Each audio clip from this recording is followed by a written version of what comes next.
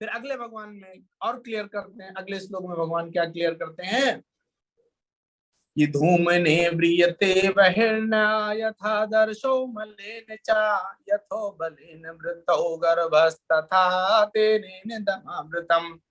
जिस प्रकार अग्नि धुएं से, दर्पण धूल से, भ्रूण गर्भाशय से आवृत रहता है यानी घिरा रहता है, उसी प्रकार जीवात्मा इस काम की विभिन्न मात्राओं से आवृत रहता है। प्रभुपाद जी तात्पर्य में यहाँ समझाते हैं कि जो जीवात्मा है, जीवात्मा के आवरण की 3 कोटियां हैं जिनसे उसकी शुद्ध चेतना धूमिल हो जाती है। यह आवरण काम ही है जो विभिन्न स्वरूपों में होता है तथा अग्नि में धुएं, दर्पण तथा धूल तथा भ्रूण पर गर्भाशय। जैसे ये जो 3 एग्जाम्पल लिए गए, आप अग्नि देखते हो, आग को जलाओगे तो सबसे पहले क्या निकलता है? धुआं। थोड़ी देर धुआं निकलेगा, फिर अग्नि उसके अंदर से निकलती है। यानी अग्नि है, धुआं है तो इसके मतलब ये नहीं है कि उसमें अग्नि नहीं है, लेकिन वो धुएं से घिरी रहती है ना। उसके अंदर की जो अग्नि है वो धुएं से घिरी है, यानी धुएं रूपी उसके ऊपर आवरण ढका रहता है। इसी प्रकार से जो भ्रूण है ना, यानी जो एम्ब्रियो है, वो क्या होता है? गर्भाशय की दीवारों से घिरा रहता है। और इसी प्रकार से जो शीशा होता है, मिरर, उसके ऊपर धूल जम जाती है ना। तो ये क्या है? ये आवरण है, लेकिन इसका मतलब ये नहीं कि उसका अस्तित्व तो नहीं है। इसका मतलब अगर शीशे के ऊपर धूल जम गई तो इसका मतलब ये नहीं कि शीशा खत्म हो गया। या अगर इम्ब्रियो, जैसे हम आप जब माँ के गर्भ में थे, तो इसका मतलब ये नहीं कि इस संसार में थे नहीं, थे, दिखाई इसलिए नहीं देते थे क्योंकि हम उस कोटिंग के अंदर थे।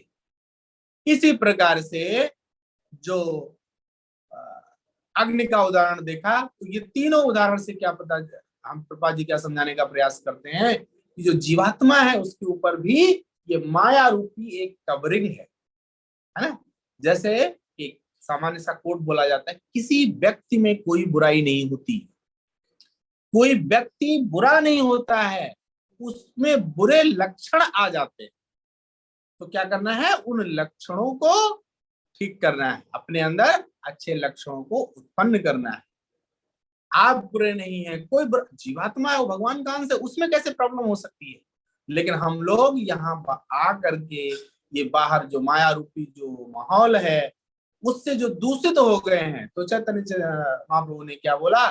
चेतो दर्पण मार्जनम भव महादवाग्नि निर्वापणम। कि ये चेतो दर्पण यानी कि जो चेत है, दर्पण रूपी है, उसके ऊपर जो माया रूपी कवरिंग हो गई है, इसको क्या करना है? मार्जन करना है, साफ करना है। और वो कैसे होगा? नामनाकारी बहुधा निज सर्वशक्ति स्तुतिता निस्मरण काला। ये जो नाम रूपी ये जो शक्ति है वो क्या करेगी? जो हरि नाम रूपी जो शक्ति है, हरे कृष्णा कृष्णा कृष्णा हरे हरे, हरे राम राम राम हरे हरे। जब रिपीटेडली कंटिन्यूअसली हम इस मंत्र का उच्चारण करेंगे और इसको अपने कानों से सुनेंगे, तो कान से सुन करके कहाँ जाएगा? धीरे धीरे बुद्धि के अंदर जाएगा। और बुद्धि क्या करेगी? मन को कंट्रोल करेगी। मन क्या करेगा? फिर इन इंद्रियों को कंट्रोल करेगा। इंद्रियां क्या करेंगी? शरीर को कंट्रोल करेंगी। ये साइंटिफिक व्यवस्था है। अगर आप साइंस पढ़ते हो तो साइंस में देखोगे कि सारे सबसे पूरी बॉडी का कंट्रोल कौन करता है? उसको बोलते हैं हाइपोथैलेमस। हाइपोथैलेमस क्या है? वही हमारी बुद्धि, जो बुद्धि रूपी है, जो ऊपर का हिस्सा है। फिर हाइपोथैलेमस क्या करता है? वो पिट्यूटरी ग्लैंड होती है, वहां से कुछ सीक्रेट होता है, हार्मोन होता है, वो हाइपोथैलेमस। फिर वहां से वो आता है नीचे, फिर अलग अलग शरीर में आपकी जैसे एड्रेनॉइड है, तो एड्रेनॉइड में एड्रेनोकॉर्टिकल हार्मोन बनेगा, है ना, जिसको बाद में सेक्स स्टेरॉइड्स बोलते हैं। और वो फिर उस तरीके की इंद्रियों को वो उत्साहित करेगा, उत्तेजित करेगा। ऐसे भूख को उत्तेजित करने वाला कोई और है, प्यास को उत्तेजित करने वाला कोई और है। ये मैं आपको थोड़ा सा साइंस की चीजें बताना चाहता हूँ, क्योंकि ये जो भगवान ने कहा है ये दोनों आपस में जुड़े हुए हैं। आप जब पढ़ोगे तो जो साइंस ने कुछ नया नहीं किया है, ये उसी को खोजा है, और ये बात भगवान बहुत पहले ही बता चुके थे। जिसकी बुद्धि ठीक है उसका सब कुछ ठीक है। आप रोड पर चलते हो, कई बार देखते हो कि कुछ लोग होते हैं मेंटली इल पीपल्स है, तो वहां क्या हुआ है, वहां पर बुद्धि गड़बड़, कहते हैं ना इसका स्क्रू ढीला हो गया, यहाँ पे कुछ गड़बड़ हो गया, शरीर सब ठीक है लेकिन अब वो काम नहीं कर रहा। अब उसी शरीर को भूख नहीं लगती, उसी शरीर को प्यास नहीं लगती, उसी शरीर को मैथुन करने की इच्छा नहीं होती, उसी शरीर को किसी से लगाव नहीं है। शरीर तो वही है, उसी का पिता उसके सामने खड़ा हो, उसी का पुत्र उसके सामने खड़ा हो, उसके लिए कोई मायने नहीं रखता। That's nonsense.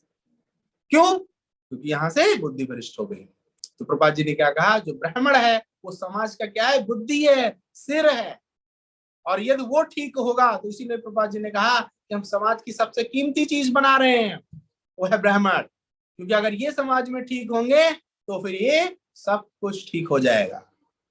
तो हम लोग बहुत भाग्यशाली हैं कि जिनको इस्कॉन से जुड़ने का मौका मिलता है, ऐसी संस्था से जुड़ने का मौका मिलता है जो समाज के सिर बनाने का कार्य करती है। और ये समाज का सिर सही होगा, अपर वर्ग सही होगा, तो ऑटोमेटिकली बाकी का समाज ठीक रहेगा। अगला श्लोक लेते हैं, 39 है।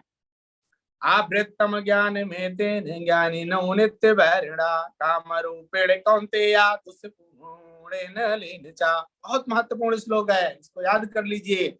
आवृत्तम ज्ञान में तेन ज्ञान नेव नित्य वैरिणा काम रूपेण कौन्तेया तुस्य पूर्णेन लीन चा। इस प्रकार ज्ञान में जीवात्मा की शुद्ध चेतना उसके काम रूपी नित्य शत्रु से ढकी रहती है, जो कभी भी तुष्ट नहीं होता और अग्नि के समान जलता रहता है।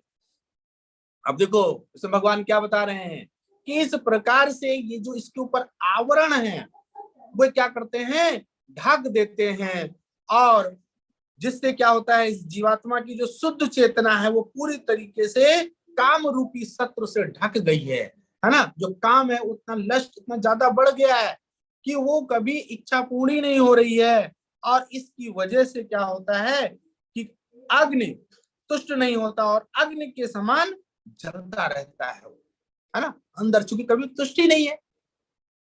अग्नि देखो, आप आग लगा दो तब तक नहीं जलेगी जब तक वो पूरी जल के खत्म नहीं हो जाए।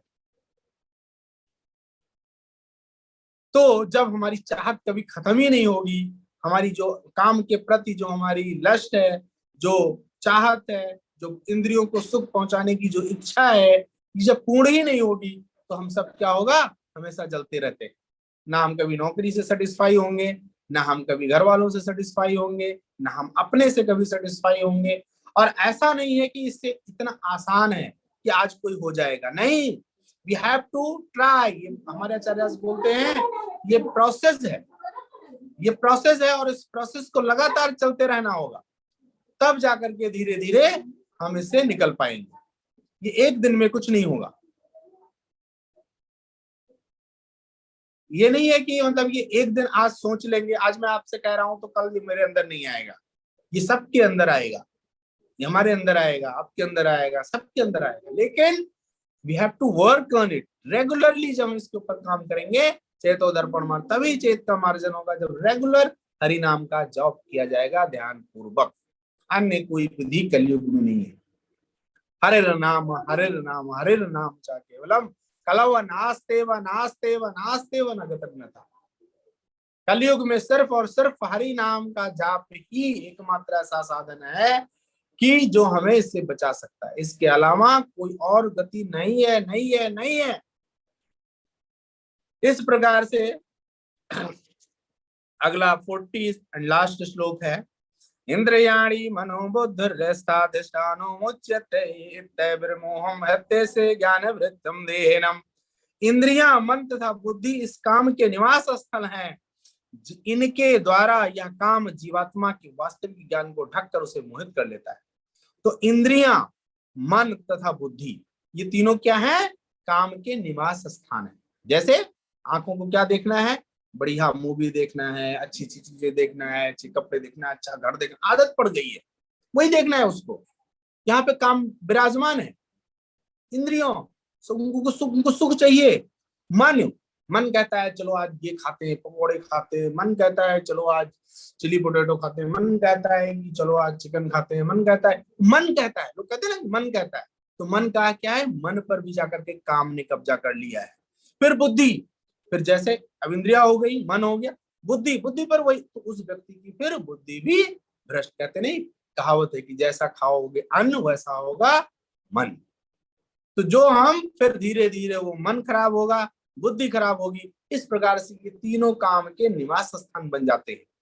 और फिर काम वहां जब और अच्छे से अपनी मजबूती बना लेगा तो वो हमें धीरे धीरे धीरे जकड़ते जकड़ते कहाँ ले जाएगा, तमोगुण की तरफ लेके चला जाएगा। लेकिन हमारे आचार्य क्या बोलते हैं कि मन को क्या करना है, मन शत्रु है, मन को शत्रु नहीं बनाओ, मन को मित्र बनाओ।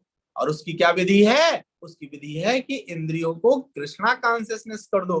तो जब भगवान की, जब इंद्रियां कृष्णा कॉन्शियसनेस हो जाएंगी, आंखों को क्या देखना अच्छा लगेगा, भगवान का श्रृंगार, भक्तों का रूप, ये देखना अच्छा लगेगा, तो अपने आप वो वहां जाएंगी।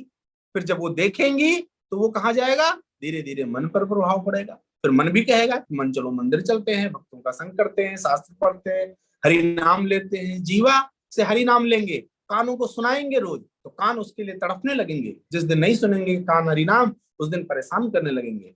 फिर धीरे धीरे हम लोग, फिर उनका निवास स्थान वो बन जाएगा। जहां आज रफी कुमार थे और कुमार सानू थे, वहां पर हरिनाम की जगह आ जाएगी। फिर धीरे धीरे क्या होगा, बुद्धि, जो आज बुद्धि क्या कहती है, ये बिजनेस कर लो, ऐसे कर लो, ये कर लो, वो कर लो, वो बुद्धि करेगी अब कृष्ण भावनामृत में कैसे कार्य किया जाए। तो इस प्रकार से इन तीनों का निवास स्थान जहां काम था, वहां पर क्या होगा, कृष्णा को ले आना है, बस दैट्स इट। और जैसे कृष्ण आ जाएंगे, ऑटोमेटिकली ये सब चीजें कृष्ण कॉन्शियसनेस हो जाएंगी। तो ये जो पूरी बॉडी भागवतम का सार है, सुखदेव गोस्वामी बताते हैं कि जितनी पूरी ये बॉडी है, इसको कृष्णा कॉन्शियसनेस कैसे कर लेना है। हर चीज को, मशीनरी को कहाँ लगा दो, भगवान की सेवा में लगा दो, बस दैट्स इट। सोचो, आप सब स्टूडेंट्स हो, आप सब सोचो, मैं बहुत अच्छा पढ़ूंगा, टॉप करूंगा, बड़ी अच्छी नौकरी करूंगा, लेकिन मेरा ध्येय क्या होगा, अच्छा ज्ञान प्राप्त करके मैं शास्त्रों को अच्छे से अध्ययन कर पाऊंगा, मैं अंग्रेजी में ट्रांसलेट करूंगा, मैं सारी भाषाओं में ट्रांसलेट करूंगा, लोगों को बताऊंगा, समाज को अच्छी शिक्षा दूंगा। तो ये सोच के साथ जब आप करोगे तो आपका लक्ष्य जो है वो और प्योरीफाई हो जाता है, उसमें कोई बुराई नहीं है। आप अच्छा ड्रेसअप हो, बढ़िया सा तिलक लगाइए, सुंदर सा दिखिए, साफ सुथरे कपड़े पहनिए, कोई बुराई नहीं है। प्रभात जी ने कहा हम चाहते हैं कि हमारे सारे भक्त बड़ी बड़ी कारों में जाएं, लग्जरी कारों में जाएं। क्यों? क्योंकि जब वो लग्जरी कारों में जाएंगे तो महत्वपूर्ण लोगों को प्रचार कर पाएंगे, प्रभावित कर पाएंगे। लक्ष्य ये नहीं था कि उसमें आराम करना है। आज भी देखो कि बड़े बड़े मंदिर बनते हैं, लक्ष्य ये नहीं है कि वहां पे बड़े आराम से सोया जाए, नहीं, उन मंदिरों का लक्ष्य है कि अच्छे से प्रचार किया जाए, समाज को एक सही दिशा दी जाए। तो वो प्रभुपाद जी ने क्या किया कि भागवतम पर आधारित, श्रीमद् भगवद गीता पर आधारित, भगवान के बताए गए इन श्लोकों पर आधारित ही ज्ञान को प्रोत्साहित किया। और इसी कारण से आज इस तरह से ये इस्कॉन पूरे विश्व में फैल पा रहा है, अन्यथा ये संभव नहीं था शायद। सो इस प्रकार से श्लोक संख्या 40 तक ये समाप्त होता है। अब इसमें मात्र 3 श्लोक बचे हैं, उसके बाद ये चैप्टर समाप्त हो जाएगा। तो ये हम नेक्स्ट टाइम लेंगे।